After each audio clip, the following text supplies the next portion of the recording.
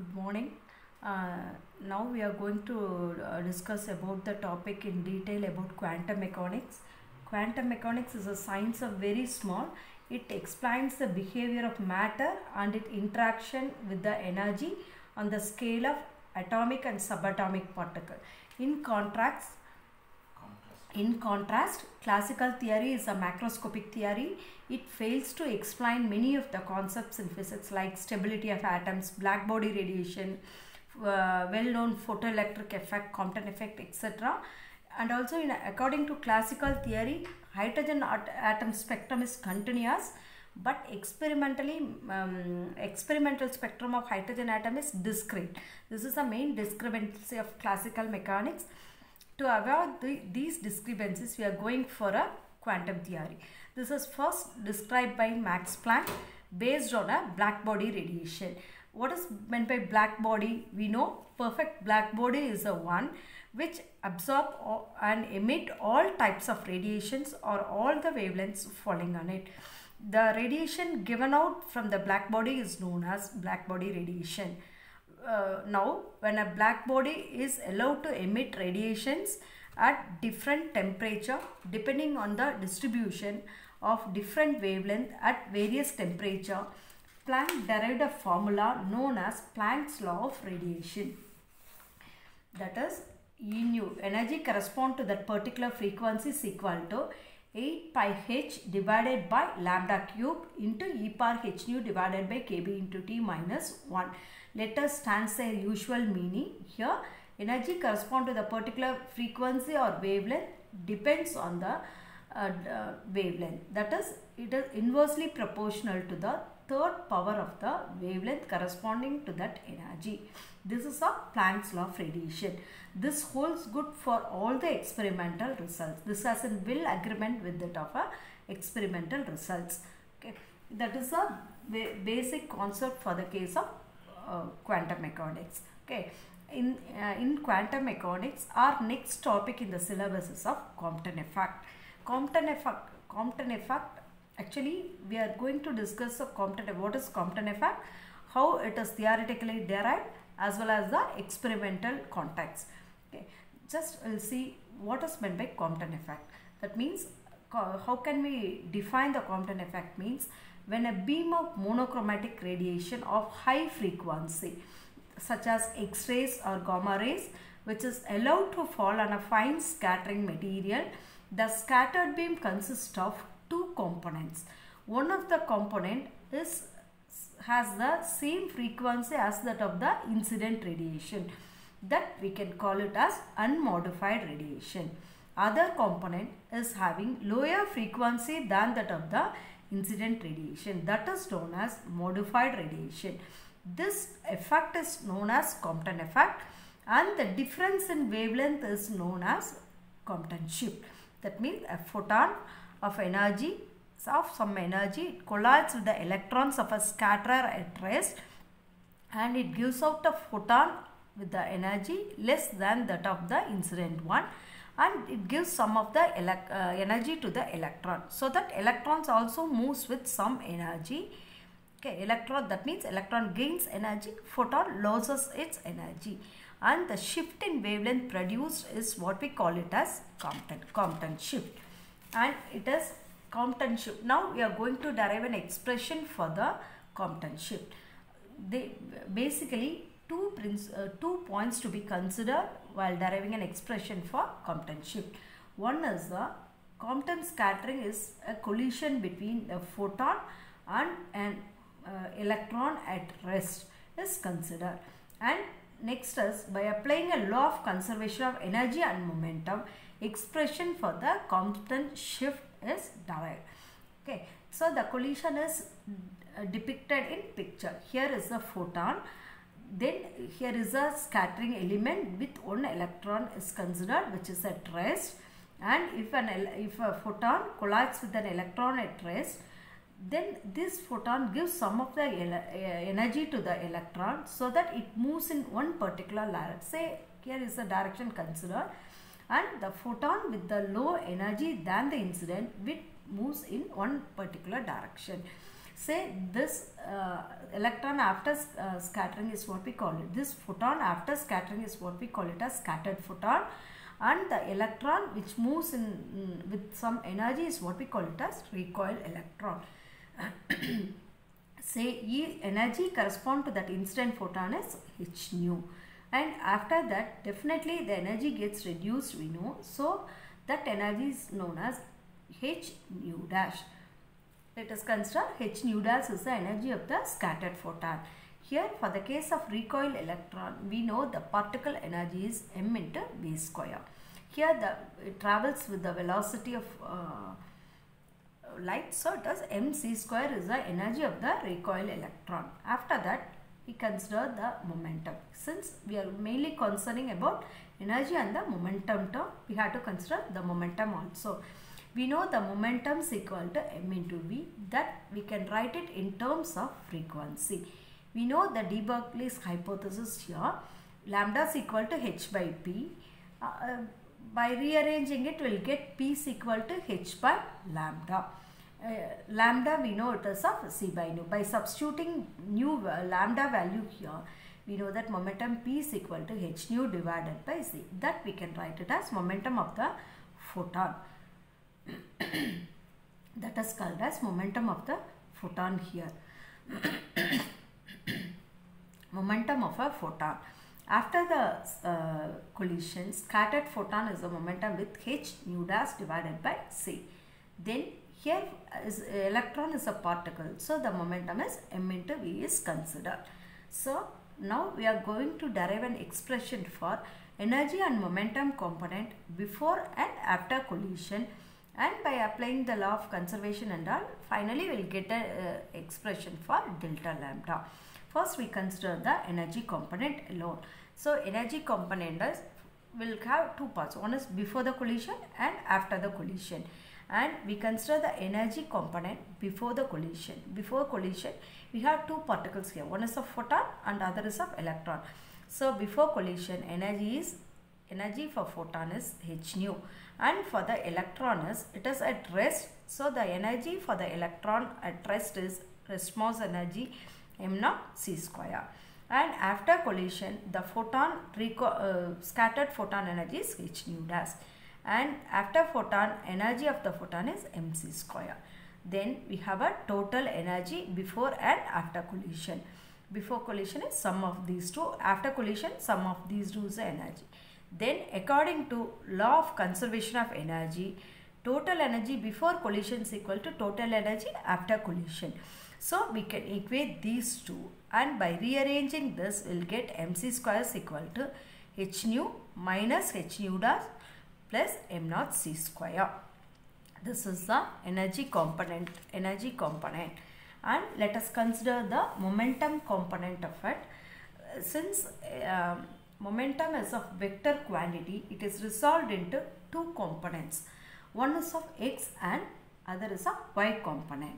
So let us resolve the two components separately. First we consider the x component of it. This is a combined picture of x and y component. In order to consider the x component, we have a separate picture for x component. Say the momentum before collision is, this is of x axis, this is of y axis, and this is a momentum which is moving along x axis, this photon. So the momentum is h nu by c, and mx is the x component of momentum, and we know the momentum of a scattered photon is h nu dash by z. Momentum of the recoil electron is m into v.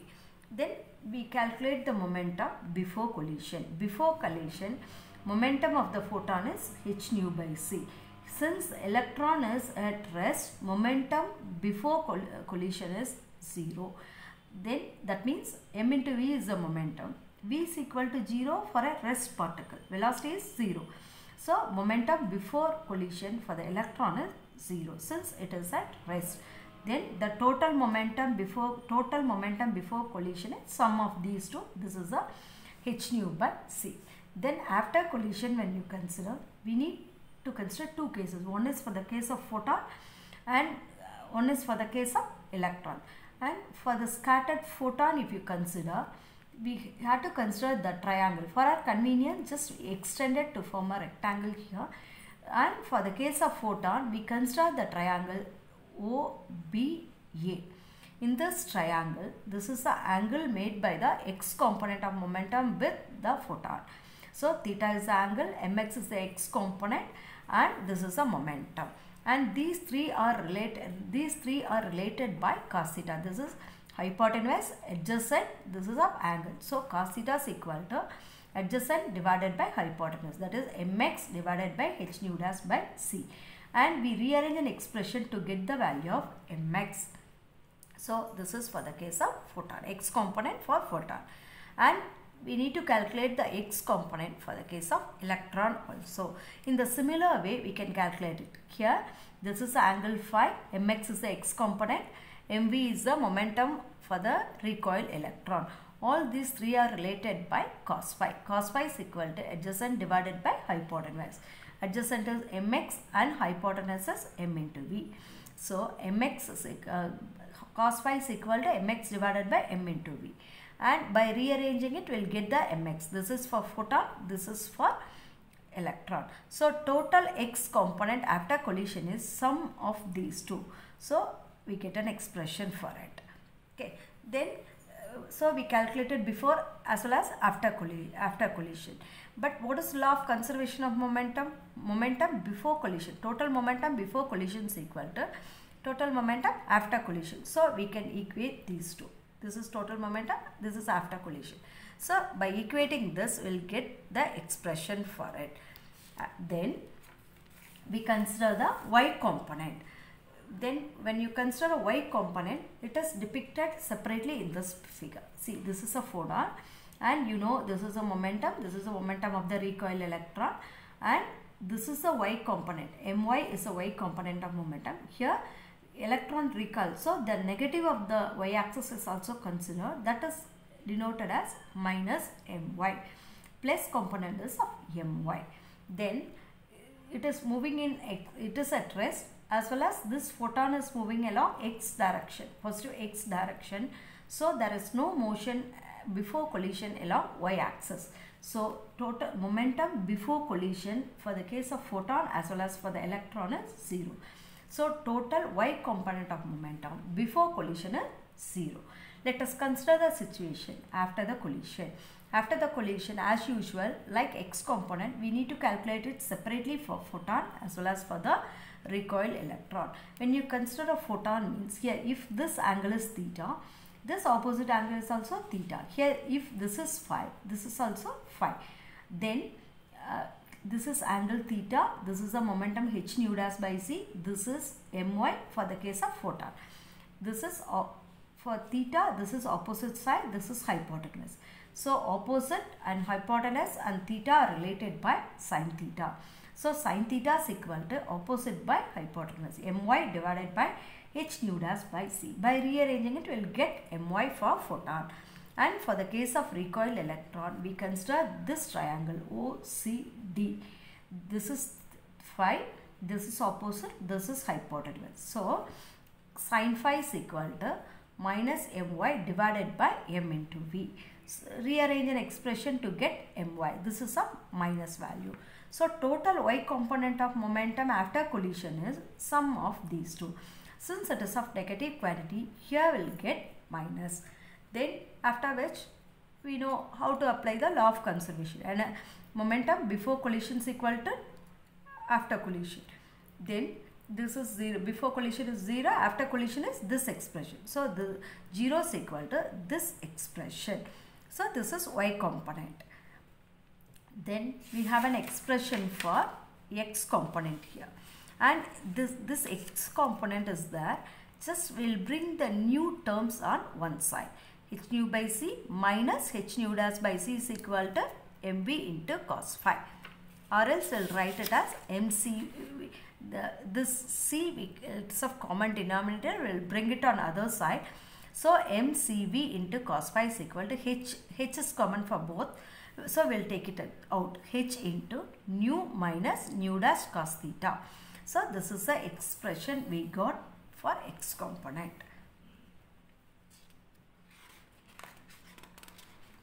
And from this equation, just by rearranging it, mv sin phi alone will take it on the other side. mv into sin phi equal to h nu dash divided by c into sin phi. So here this is the x component, this is of y component. On this is of x and y component. We have similar terms on the one side. So here we have mcv into this c will bring it on other side. See, here is the term. So c will bring it on this side. So mcv into sin phi is equal to h nu dash into sin theta. So this is an expression for x component, this is an expression for y component. Just we are combining these two. So just before combining it, we know it is of sin phi, this is of cos phi. How to eliminate sin and cos phi? Just by squaring and adding will eliminate. So just square an expression for it, will get, see here, m square c square v square into cos square phi, which is equal to h square into nu minus nu dash cos theta the whole square. Again nu minus nu dash cos theta the whole square is a minus b the whole square. H square into a square plus b square minus 2ab into cos theta. And by squaring it, m square c square b square into sin square phi is equal to h square nu dash square into sin square theta. So we squared the x and y component here. We rearranged and we make it as a squaring of both the equations and adding this. By adding this, this is of m square c square b square into, this is of common term, we will take it outside, into cos square theta plus sin cos square phi plus sin square phi, which is equivalent to, we can add these two terms. So this is a whole term, we will write it here, plus h square nu dash square into sin square theta. Here sin square theta plus sin square phi plus cos square phi is equal to 1. So we will write it as m square c square b square into, just we will write the whole expression. Here also h square is common. So we will take it into common and we will bring it inside. So we will write an expression for it. Here nu dash square into cos square theta plus nu dash square into sin square. Nu dash square will take it as common. Cos square plus sin square theta is 1. So nu square, then by combining this nu dash square minus 2 nu dash into cos theta. So finally we arrived an expression for it after combining the x and y component of momentum. Then here we have an expression in terms of energy. We derived an energy term, that is a expression, that is equation 3, energy equation. mc square is equal to m naught c square into h nu minus nu dash. Then in order to bring it into its square form, just will square it. M square c power 4 is the square of this, that is a plus b the whole square. A square plus b square plus 2ab formula. Then after squaring this, this is an expression. So this is one expression, this is another. By subtracting this expression from this, m square c power 4 minus m square c square b square on a left hand side. My right hand side is of this whole expression, we will write it here, minus this expression. Minus means every term will get change of signature. Minus h square nu square minus h square nu dash square minus, so it is plus 2h square nu dash into cos theta. And when you are writing this, repetition of the terms are of important. If you miss any one of the term, the equation will have different meaning effect. So just left hand side this minus this, and right hand side also this minus this expression. And here h square nu square minus h square nu square get cancelled, and here h square nu dash square minus h square nu dash square get cancelled here. So these two terms get cancelled, after which 2h square nu dash, here also we have 2h square nu dash, so common. So common term will take it out and will bring it. See, minus h square nu dash, will take it out. So if you take minus of this quantity out, this is of 1 minus it is of cos theta. Then m naught square c power 4 plus 2h m naught c square into nu minus nu dash. These two terms, if you combine, this is the expression for it. And finally we arrived at equation of it. Then we keep it as such, and we know from the theory of relativity, mass in terms of a rest mass we can write. M is equal to m naught divided by square root of 1 minus v square. How to remove the square root? By squaring on both sides. M square is equal to m naught divided by 1 minus v square by c square. By rearranging it, we will take a common denominator. C square minus v square by c square. C square will take it up. So, m naught square c square divided by c square minus v square. This equation will write it as m naught square divided by c square minus v square divided by c square. This c square, if you bring it up, will get an expression like this. So, m naught square c square divided by c square minus v square equal to m square. This c square minus v square, if you bring it here, m square into c square minus v square equal to m square c square. Then if you multiply, in order to equate this expression with the already derived expression for this. See here, we have an expression like that, m square c square. Here also, in order to equate this, compare this expression, multiply both sides by c square here. So, m square c square into c square minus v square, which is equivalent to m naught square c power 4. So, 16 and equation 14 may be compared. Since the left hand sides are equal for both the equation, we can equate the right hand sides also. So, m square c power 4 equal to the whole equation, we will write it here. So, this is the expression for it, and just we cancel, these are equal terms, so just we'll cancel it, and finally we have these terms here. So, then here this minus this is equal to, you see, so if you bring minus 2h square nu dash into 1 minus cos theta on the other side, we'll write 2h into m naught c square into nu minus nu dash equal to 2h square nu dash into 1 minus cos theta. Then 2 get cancelled. Here h and h square get cancelled. So, the remaining terms are there. M naught c square into nu minus nu dash. Here nu dash into 1 minus cos theta. Nu minus nu dash divided by nu dash will bring it here. Nu minus nu dash divided by nu dash equal to h divided by this m naught c square. H is there. M naught c square will bring it here. Again I will repeat. See, 2 get cancelled.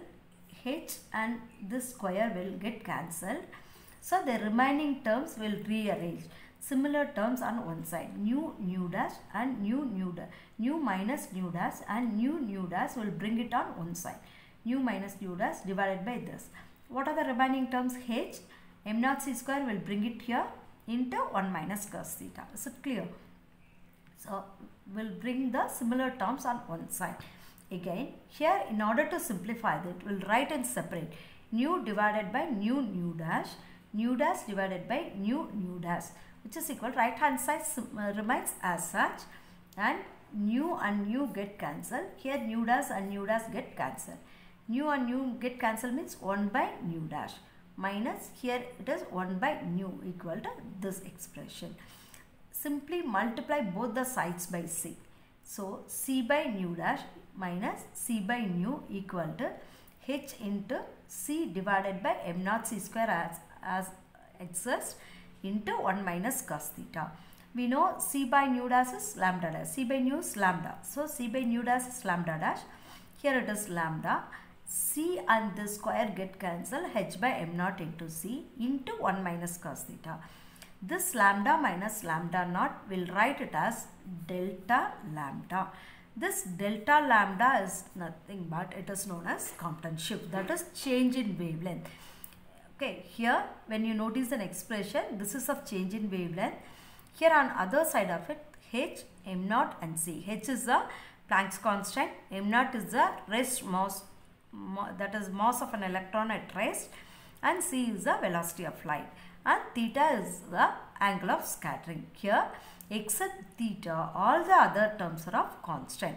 So it depends, change in wavelength, it depends only on the value of angle of scattering, not on any other quantity. So Compton shift or change in wavelength depends only on the angle of scattering. This is of Compton wavelength. Then, so we know the expression for Compton wavelength. Let us check for different values of theta here. Then when we can calculate delta lambda for different angles. Theta is equal to 0, 90 or 180 and all. See, when theta is equal to 0, what is delta lambda? If theta is equal to 0 means cos 0 is 1. So cos 0, well, let us apply the value of cos theta equal to 1 here. So 1 minus 1. So the whole term will be 0. Delta lambda is equal to 0. So the outcoming in the radiation consists of only the incident wavelength. That is only one wavelength, that is incident. That means scattering is absent. When you consider the other case, say it is of theta is equal to 90 degree. If you substitute theta is equal to 90 means cos 90 is 0. 1 minus 0, 0. 1 minus 0 is 1. So if it is 1 multiplied by 1 means delta lambda is equal to h by m0 into c. If you substitute all the constant values here, final value is this. So this is the Compton wavelength because it consists of only one scattered wavelength, that is delta lambda equal to this. This is known as Compton wavelength.